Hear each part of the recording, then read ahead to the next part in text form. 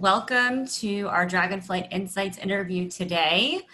We have the pleasure of interviewing Jenna Villalobos, who is the VP of Revenue Strategy for Outrigger Hotels and Resorts in Hawaii. I've had the pleasure of working with Jenna for the past few years. It's been a very fun journey we've had together thus far. We continue to learn from each other, which is always something I look forward to. I've also personally witnessed Jenna finding revenue driving strategies in almost every area of a hotel, a resort, a corporate office, or operation. So I'm hoping that you'll learn as much as I have from her in just this short while we have today. I will also remind you to post any questions that you might have in our chat, and let us know if you have any other feedback for us, and I'll be happy to pass that along to Carol and Jenna. And for now, I will kick it over to Carol and get the interview started. Thanks, ladies. Great, Nicole, thank you. Jenna, so excited to have you join us today, and really looking forward to spending this time with you. So if we could get the slide down, there we go. There we are. So Jenna, I've got to ask you our first question as always. How are you? How's your family? Paul and the girls, the dogs? How's everyone doing? Thanks, Carol. It's always good to see you and Nicole, and I really hope that I can see you guys again. The last time we were all together was just in January before this all started. Yeah. So, so we are definitely going to have a reunion, hopefully here in Hawaii, so we can see you guys here. My family's good. Absolutely. Thanks for asking. They're over in California right now, hunkering down. They just went there for the summer, and everybody's good. Hawaii, we've been very lucky to be here in Hawaii during this time. It's probably, besides New Zealand, it's probably one of the safest places to be in the world. Yeah, definitely. I know I was really excited this last week to get a haircut. I've never been so excited. I hadn't had one since January. And I also booked my first business flight since February. Like my last flight was March 4th when I landed in LaGuardia, right? And when I called Delta this week to book for the Hotel Data Conference, I was excited. She was excited. It was like this big party. I'm like, wow, this is a different world. I never was excited to book flights before, but I'm looking forward to it, hoping there are no more quarantines to go to Tennessee from Colorado or something like that. That would not be good. But I'm hoping that soon, even though it's rampant all over the place, that this gets under control and we can have a semblance of normal, although I know it'll be a long time before anything's normal. But segueing from that, what's the market like in Hawaii? I mean, I know it's been, you guys have been no travel for quite some time, and you're getting ready to reopen, I believe, with some restrictions around that. So tell us about how it's been there and what you're planning to reopen. Sure. So Hawaii has really been restrictive with travel starting back in March. Anybody who came to the island would have to 14-day quarantine, even between islands. Mm-hmm. So inter-island travel is now open as of mid-June. So people who traveling in between Hawaiian Islands are free to move around. Anybody coming from the domestic market until July 31st must 14-day quarantine unless they have a exemption like military. And then beginning August 1st, this is the opening up of Hawaii, which means that anybody can come with a negative COVID test within 72 hours of arrival. So our government here is looking to make that process as easy as possible for our travelers, and we are we're putting together information of how we would, if anybody would have a negative test within 72 hours, what would we do with their booking. So excited to see the market open back up. We miss our visitors, and I have to say, even that restaurants are open here, everything's open here, and even when you go to a restaurant, you're just like, oh my gosh, I'm so happy to see you. So grateful that they're back. So yeah, that's the plan. And then Hawaii is an international destination, so We are excited to hopefully get flights back from Japan, Australia, New Zealand, and really get going. So Hawaii came from 30,000 visitors a day down to 400. So our flights will be phased back. Flight schedules will come back in a very, I'm sure, thought out way with the airlines. What about wholesale groups, Jenna? How is that going to be managed with the COVID test? So wholesale groups, so wholesalers, because of the travel restrictions now, wholesalers are excited to sell Hawaii, and we're seeing some movement into the fourth quarter and first quarter of next year. I do think, people are waiting to see what those travel restrictions are looking like in August. So wholesale travel is a little quieter for August, but we're definitely seeing some nice bookings for the holiday season and into next year. Great. So I know as overseeing revenue strategy, part of what you direct at Outrigger is CRM strategy.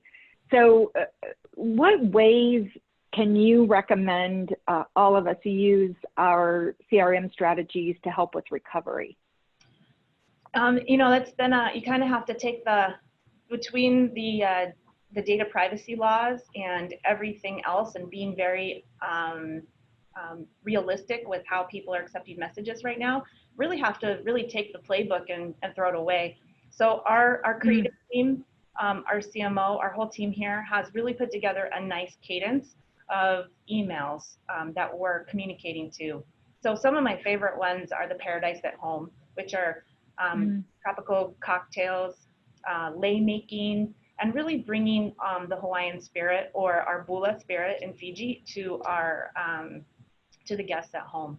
Another fun one was Find Your Paradise, where it was a poll and you could pick which destination you're dreaming about, and then from there we can actually serve up additional content to them if they're interested in Thailand or Mauritius or Maldives. So, and another favorite, our team here has just been so busy extending the spirit everywhere.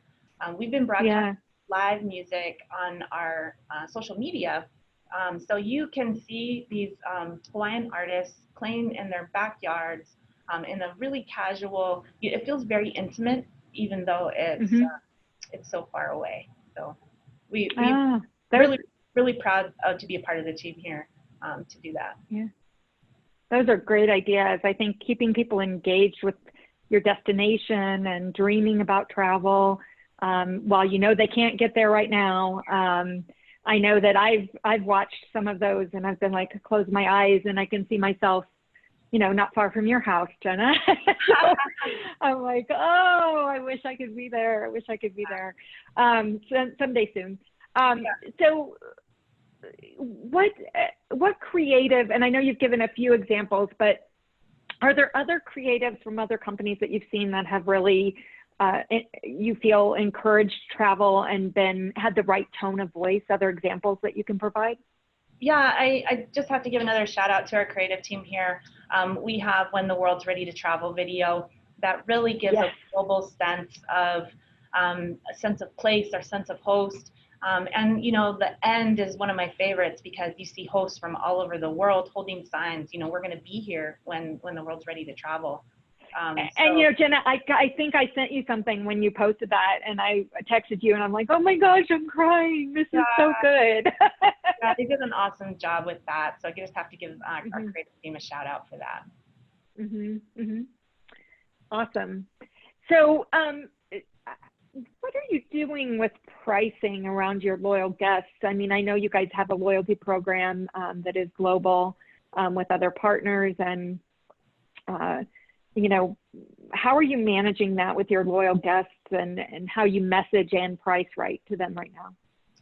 Yeah, it's about taking your whole playbook and throwing it out. So in my opinion, our loyal guests have expanded. Usually you consider your loyal guests just your members, but I really think our loyal guests are our locals, no matter on what island they're on, our business partners that we do business with in the different islands, as well as our membership program.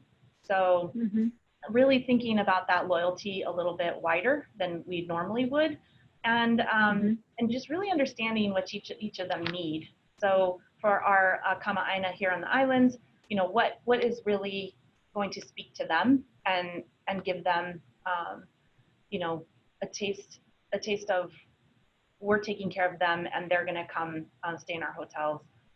When it comes to our discovery program, which is a really global program, you know, what's going to mean something to them. So usually with that program, it's the typical, you know, value adds, but we're also like to give them first access to any special that we're doing, and then be really loose or a little more less restrictive on cancellation and deposit policies to also build that trust with them.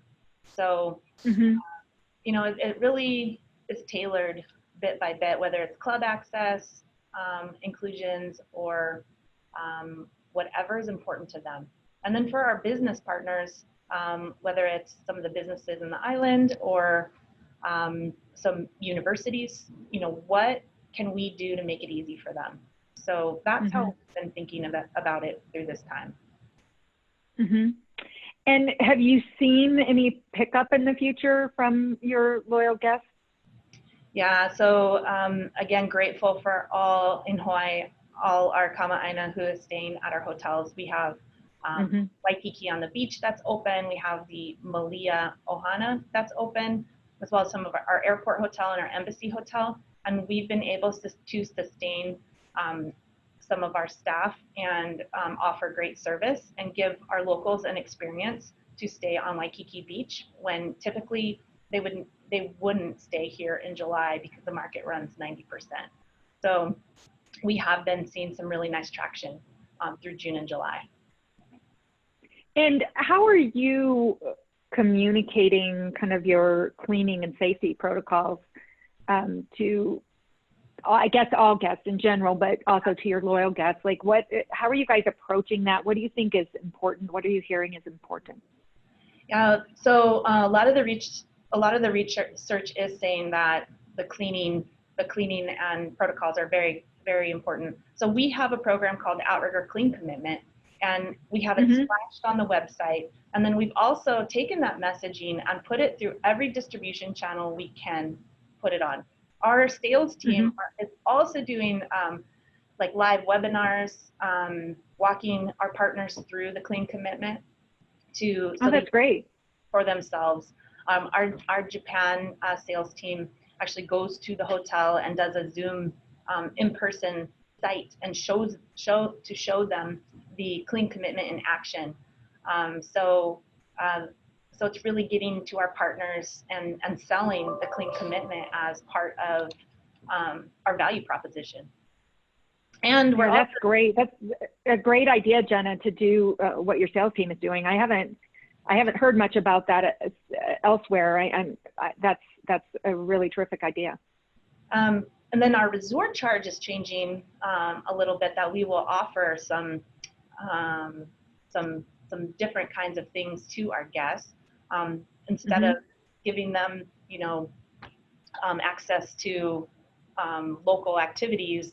You'll have access, or you'll have clean supplies or a mask, or so we're contemplating that as well.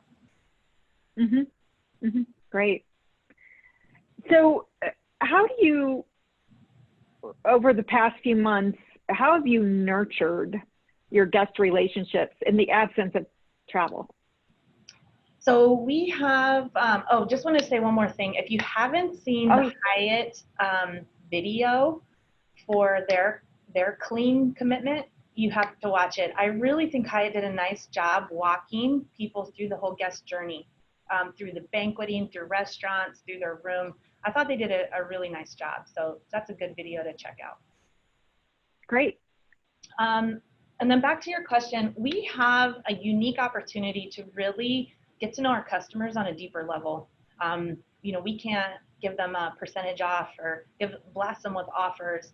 We have a really unique opportunity to really make a bigger relationship with them.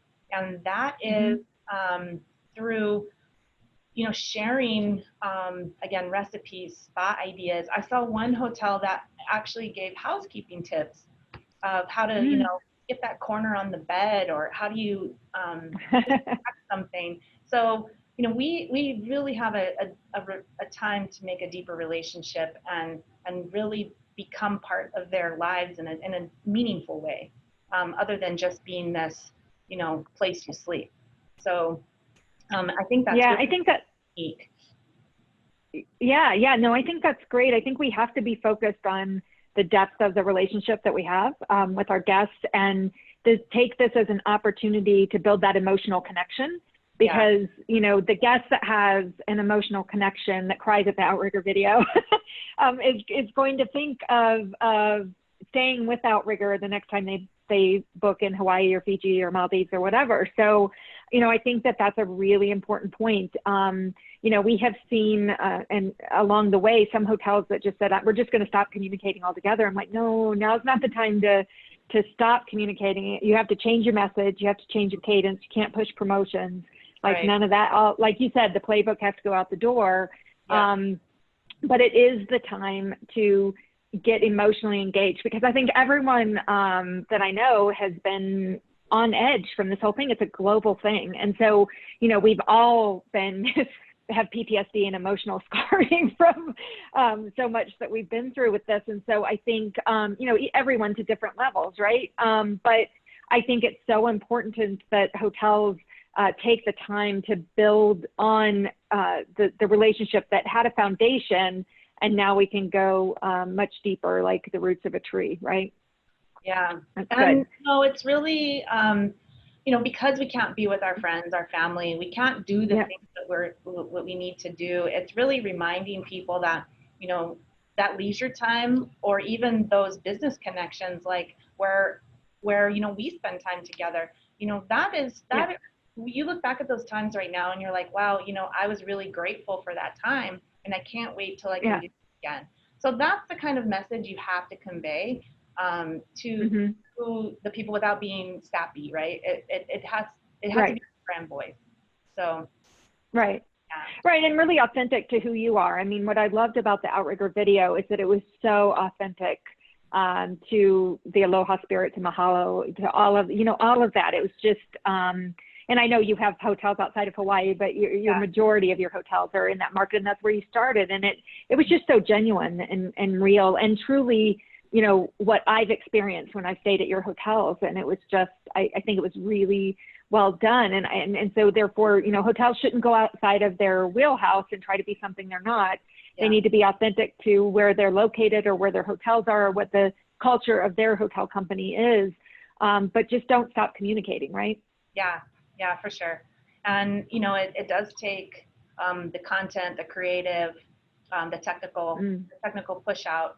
But, that's, we have figured out a way to do it with the resources we have. So. Yeah. And that's something, I mean, you of course have professional resources in that area, but I think even boutique and independent hotels, it would be authentic for them to have the GM walk through and do that, because the GM is out in the lobby at wine hour welcoming people or whatever. So, have a wine hour online with your guests and invite them to it, even though you can't welcome them in your lobby. You can welcome them in your Zoom living room, right? So I think there are very inexpensive and ways to do this that can be authentic even to the smaller hotel. Yeah. Absolutely. Yeah. One of the hotels I saw in the comp set, they actually did that, where they had the GM and the sales team walk them through the hotel and, show off some of the new features that the hotel had, and, really just have that for travel. It's for travel professionals too, who are planning into the future. So, even though we can't have travel today, we are selling into, all the days of the future. So it's just definitely something that you can't get your mindset just on, it sucks today. We're selling into Q4, Q1, Q2. So you just have to think through that.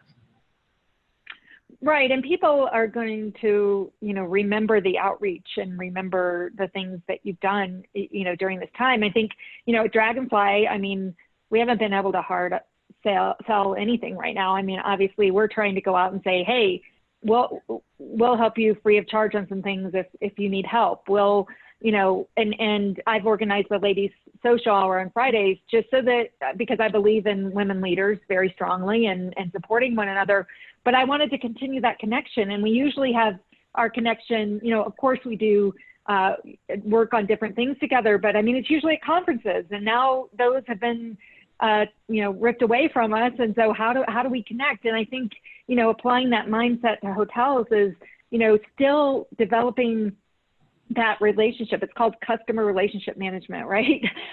So still, you know, developing that, that relationship side of what you're doing. Hospitalitarians should be able to do better than anyone. Yeah. Right. And then, you know, the great thing about CRM is you have all the metrics that you can go back and see, you know, what's your engagement rate? What was your click-through rate?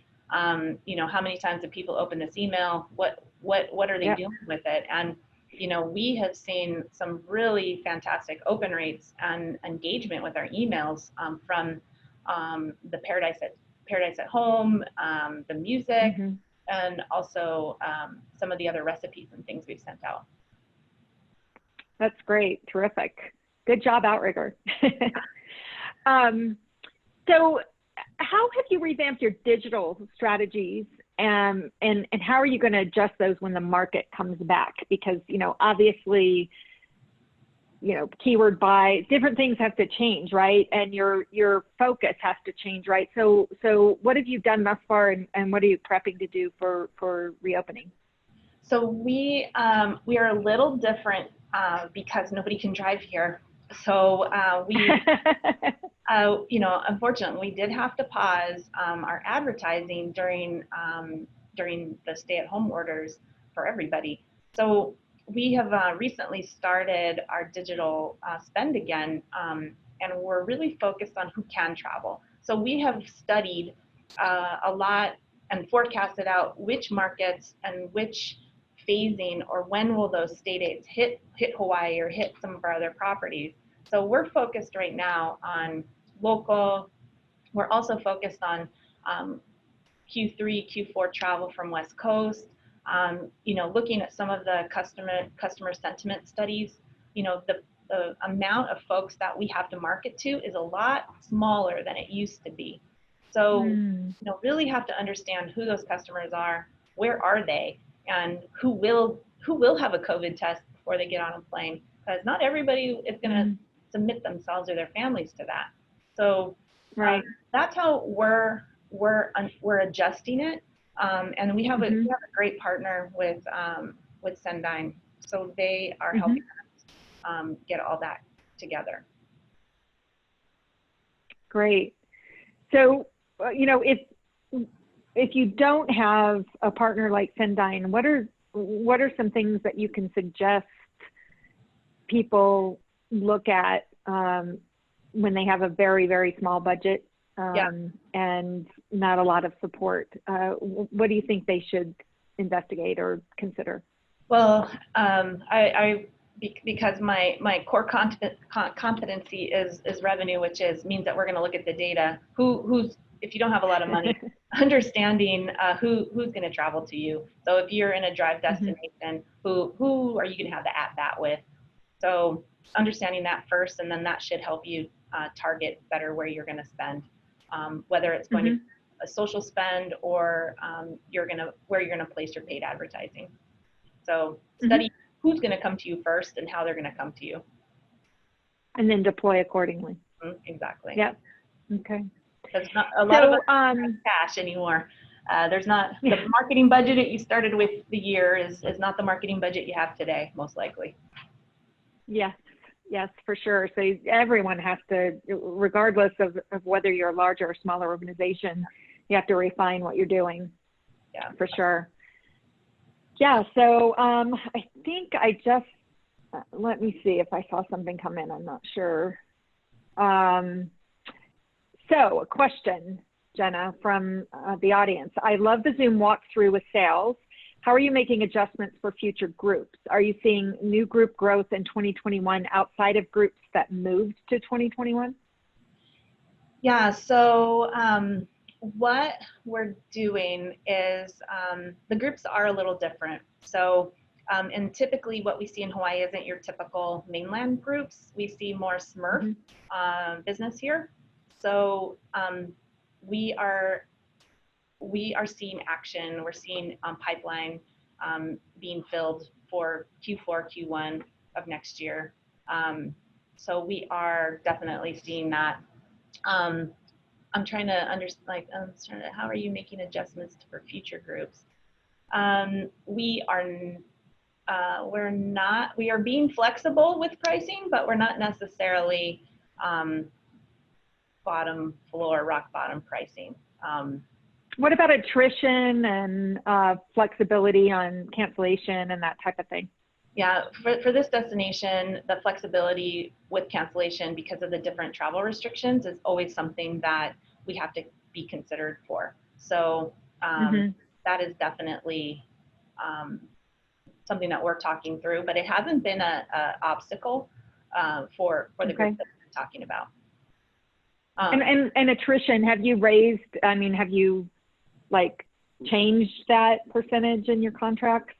Well, a lot of the groups that we do are not the typical mainland groups that have those attrition and cancellation clauses. They're right, because social. Yeah, they're all social groups. So those typically have pretty lenient attrition clauses anyways. What would you recommend to corporate hotels? I know you used to work with them at KSL. So what would you recommend in that regard? First the hotel needs to be protected, but the relationship needs to be protected. So I do think that you got to stick with a 60 to 30 day attrition rate. I don't think that you got to protect the hotel, because when you have all that banqueting, it's a lot of, you got to know at least 30 days in advance what's happening. Yeah, I hear you. I have a couple more questions that have come in. Let me see here. With the marketing dollars changing, where do you think the strongest ROI will be? I moving to Hawaii, you guys, I have quite a different opinion of Hawaii versus mainland. I used to be like, oh, everybody would say, oh, Hawaii is so different. But it is definitely different from the mainland. So it's very hard for us in Hawaii to hear mainland stats and then put them to Hawaii. And it's hard to hear Hawaii stats and put them to the mainland. Right now, shorter term, we are seeing some pretty nice ROI with travel ads. We are spending some money with them, and we're seeing some really good ROI for how we're deploying our travel ads. We haven't quite yet started our spend yet for all the other paid advertising.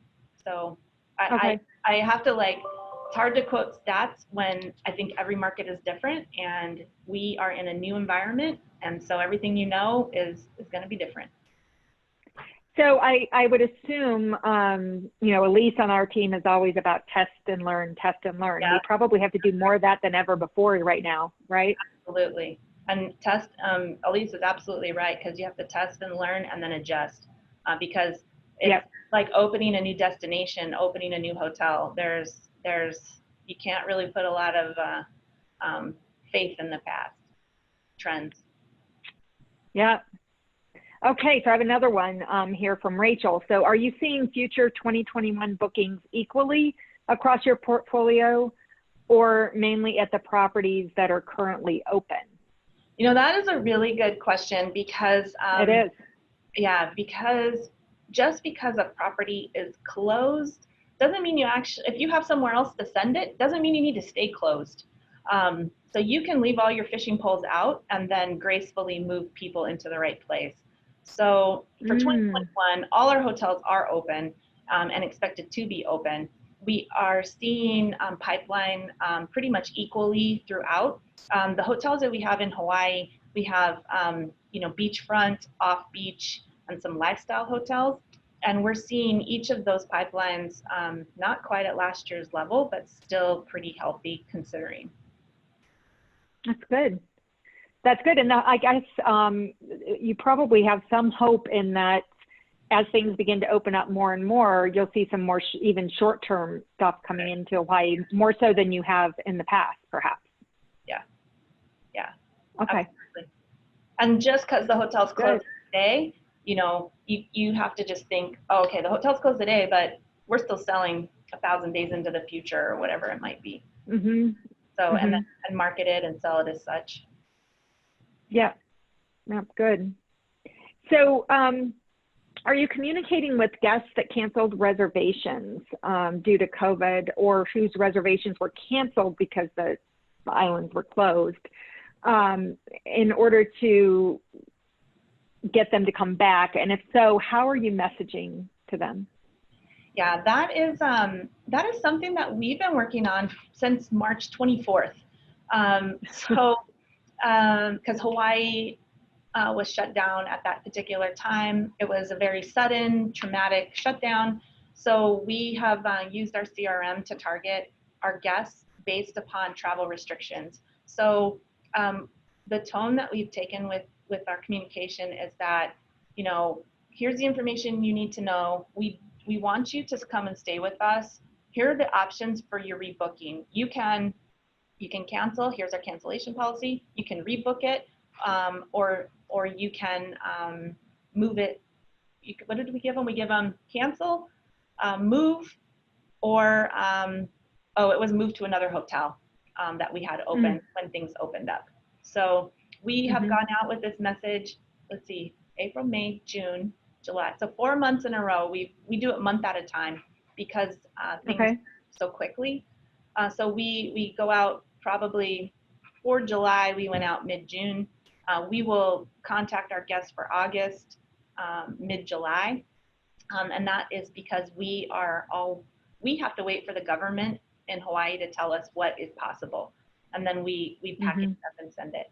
So one thing that we do is we go to our guests, we call them in our call center, and then we also work with our OTA partners by bulk messaging in Expedia or messaging in Booking.com. We send them the same message, and then we work with our wholesale partners for a rebook strategy. So the guest communication is multi-channel because we're so dependent on all our travel partners. Right, right. So what's the cadence of your communication? I know you mentioned it's once a month for this type of cancellation rebook message, but you've also had a lot of other types of relationship building messages. So how much is too much? How much is just right? How much is not enough? Like what are you guys doing? So the reservation communication, that's only targeted to whatever travel dates we're dealing with. So, and that's a transactional really conversation. And that is done in a cadence that makes sense with the travel restrictions. The other ones we've been going out with at least once a month.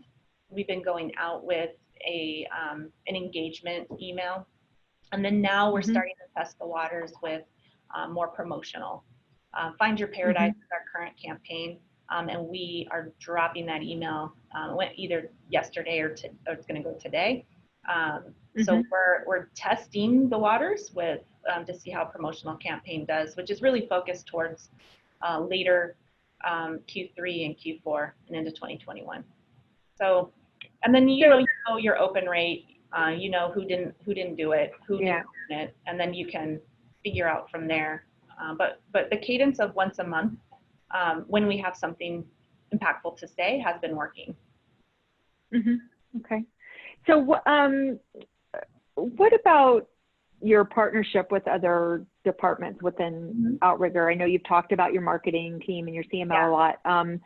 How have you, as a leader of revenue strategy, partnered to, because it sounds like it's been a really collaborative effort to come up with how are you going to present your new housekeeping procedures? How are you going to, what messaging are you going to put out there? So how have you guys partnered together? I know you've been back in the office for a while, but still mostly social distancing, and you were working from home for a while, but what does that look like internally there? Because it seems like you've come up with some really great strategies and great ideas. So tell us more about what that looks like.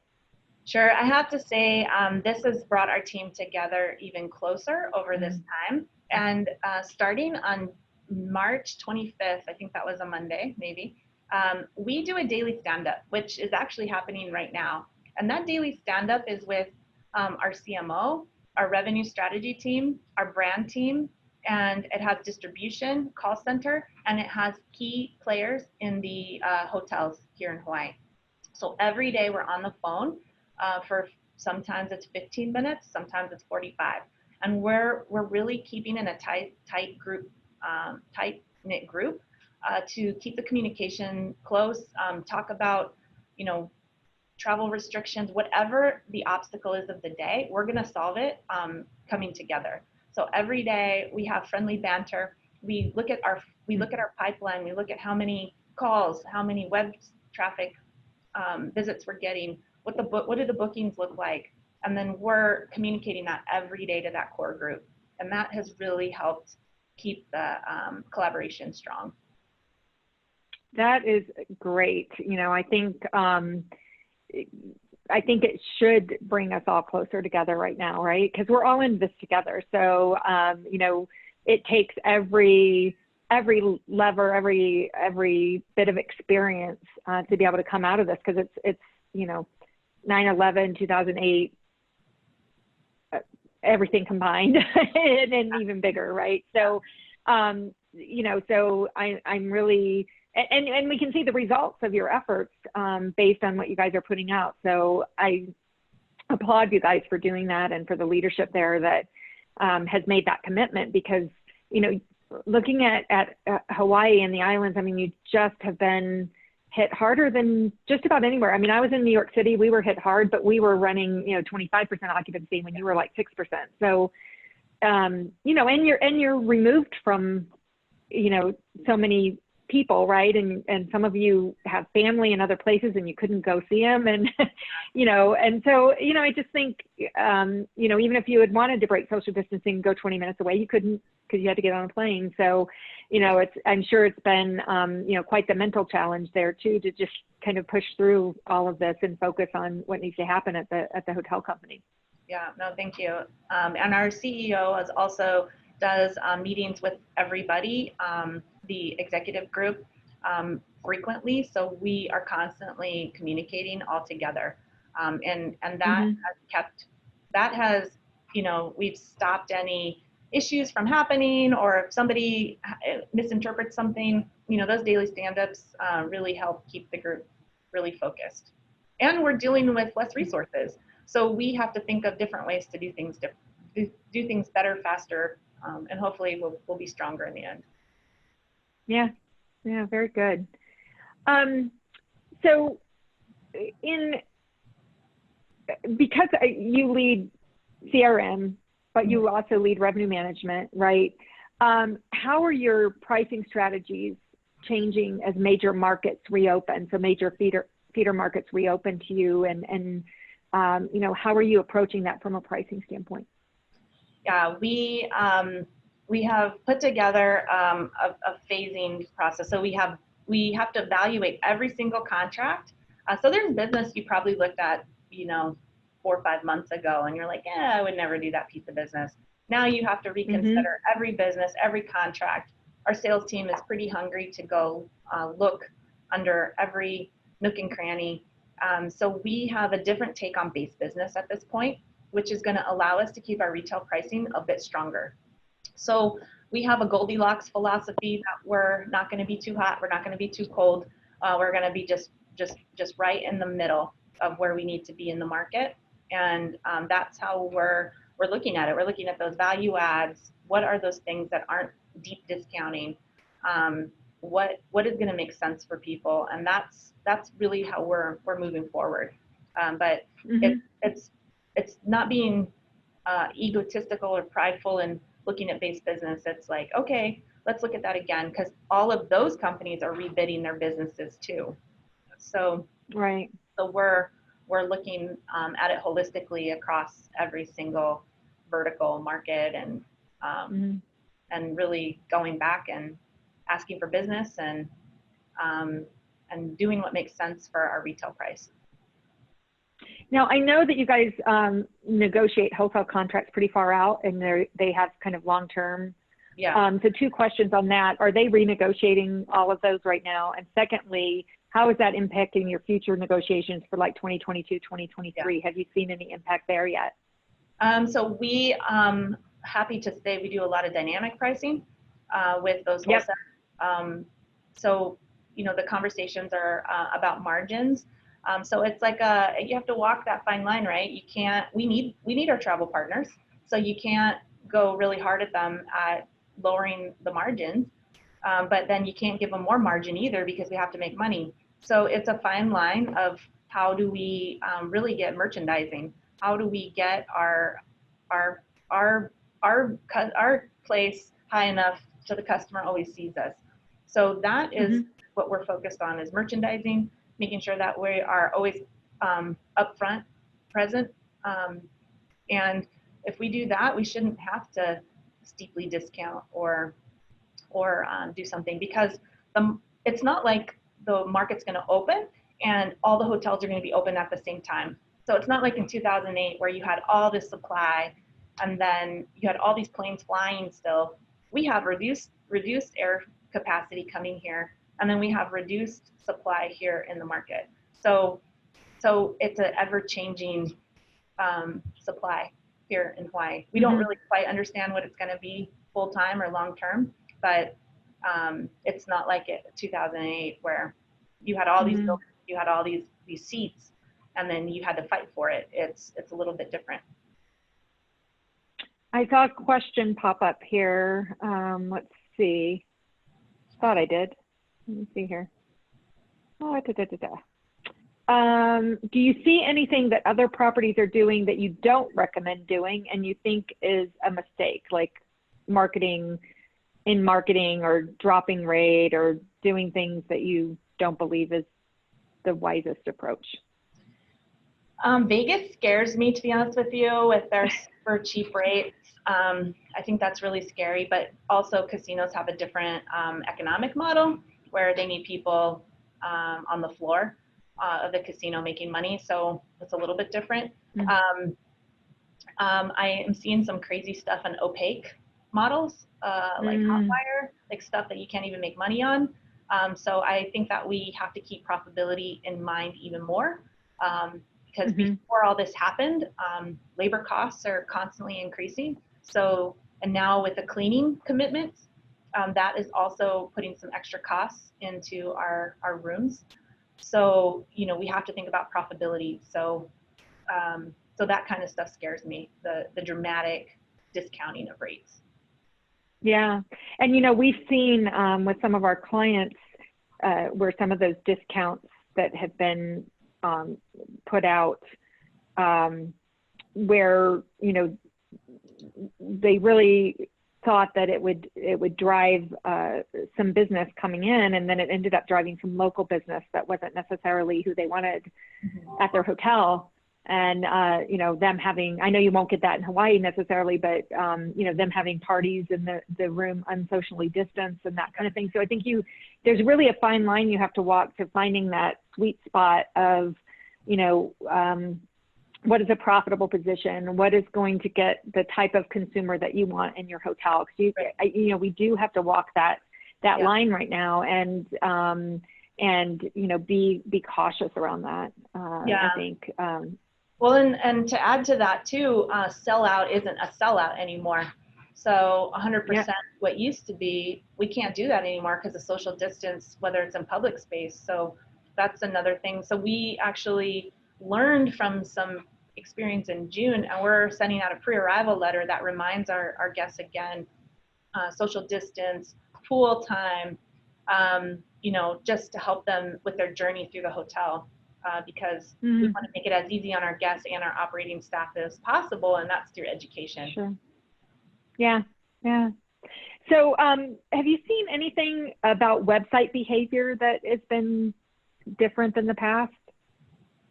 Yeah, so we this week doing a lot of analysis on our website traffic and what's going on with that. So our website traffic is dramatically lower than it was before, but part of that is self-induced because we're not spending as much money. So we're seeing our conversion rates actually very high because of our local offers. And we're seeing a lot of traffic go to the informational pages. We have a COVID page like everybody else, especially coming to Hawaii. It's, you pretty much have to pass a health screen.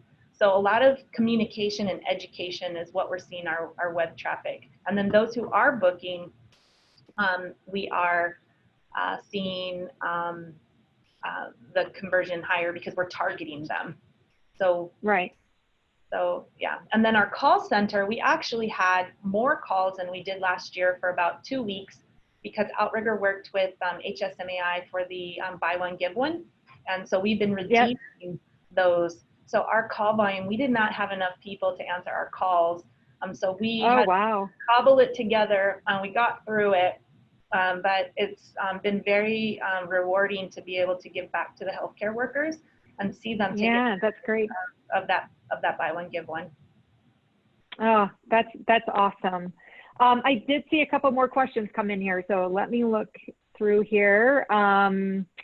With the push from the OTAs to advertise with them and give them the best or lower rates, how are you able to continue to push a book direct strategy? That's a really good question, and that is interesting for Hawaii. So again, there's a difference between mainland and Hawaii. So Hawaii, usually folks buy a package together. A lot of the business, even with the big brands, is wholesale and OTA centric. So they have a bigger relationship with us than I would have with them if I worked, in California. So we have a very strong mandate for parity always. So we never give them better rates than what we have, partly because of our discovery program. And the other part is it's the right thing to do is to push a book direct strategy. So we've actually deployed tools like the Hotel Network. And if you're not familiar with them, it is a way that you can funnel guests into the booking engine by messaging them. So you can target them by IP if they're in a certain country. If they looked at a certain promo, you can do pop-ups and you can give them the benefits of booking direct or shoehorn them in the right direction.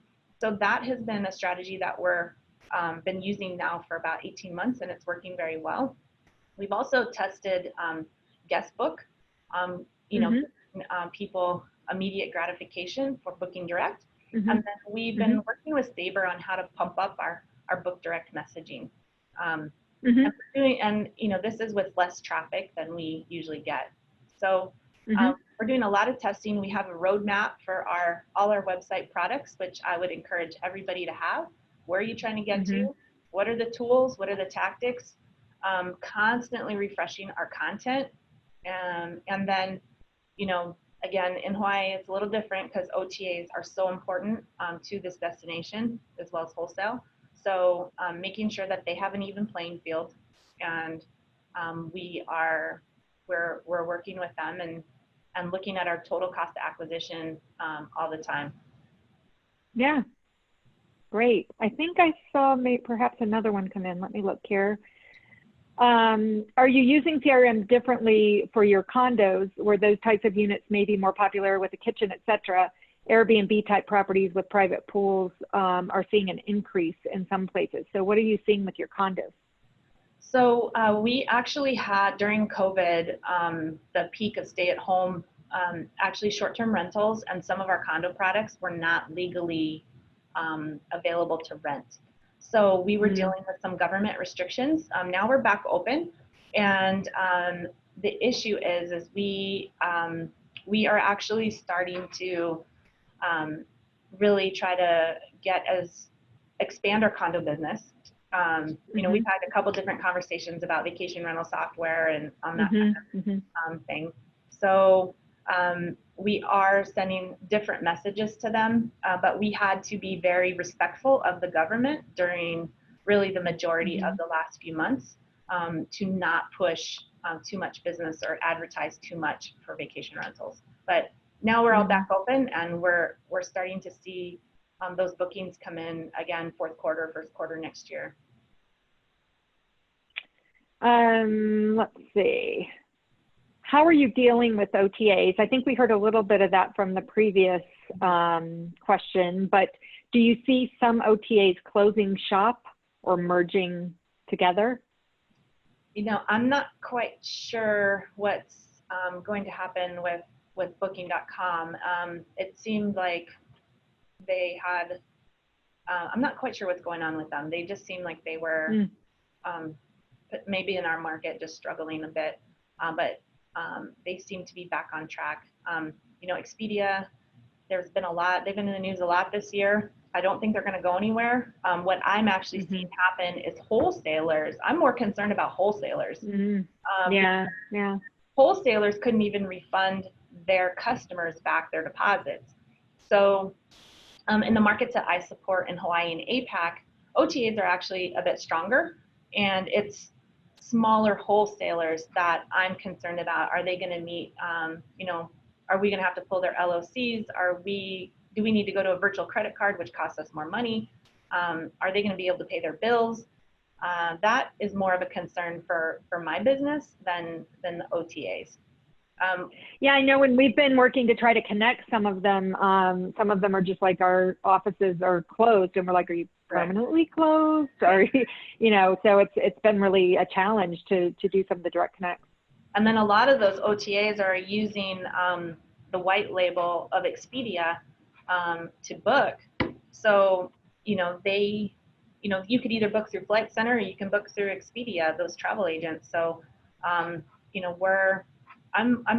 think actually Expedia, because they have the white label, will eat up some of that wholesale business. So I think that's where they have the next to cannibalize. Yeah.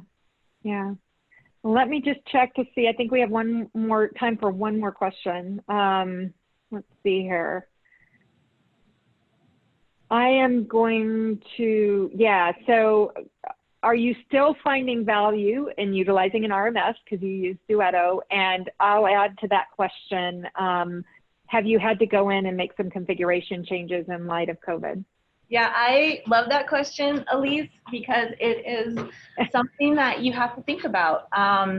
It is quite the big investment, and I would still invest in it today because I think that there's time efficiency with using an RMS. We have had to have conversations with our RMS provider, which is Duetto, of, hey, we need to rejigger this forecast. We need to look at the pricing rules. But that's just fine tuning you always have to do. And hopefully they're going to work with us and they'll upgrade their algorithms because this is impacting every bit of business they have. So I am still finding value in it because it is so much faster to deploy pricing than it would be in a manual environment.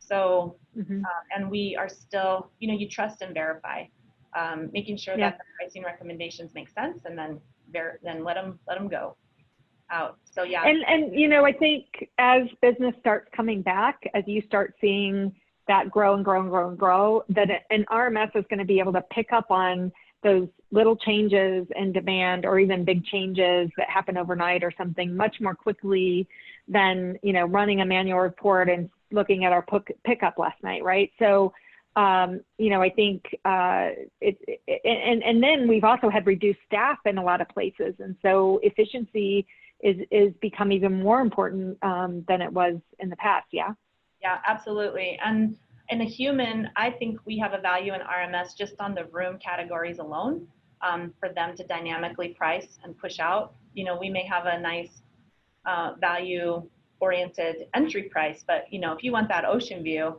it's going to be a bigger buy-up. Yeah. Well, listen, Jenna, I truly appreciate you being here. Mahalo. We are truly thankful for your partnership with us, and for you coming online here to give some advice. And we're going to send out something afterwards. You sent us the link to the Outrigger video, so we'll send that out to everybody. And those of you that are on, if you have people you want to see this, it'll be accessible on YouTube and our Dragonfly Insights page on our website, dragonflystr.com. And, Jenna, just again, I am looking forward to being back in Hawaii at some point in the near future. We did vacation there. My last vacation was actually with you in November, and with Jonathan in Hawaii, and it was so much fun. And we can't we can't wait to be able to come back and enjoy everything it has to offer. So appreciate you, appreciate Outrigger, and thank you. Aloha, mahalo.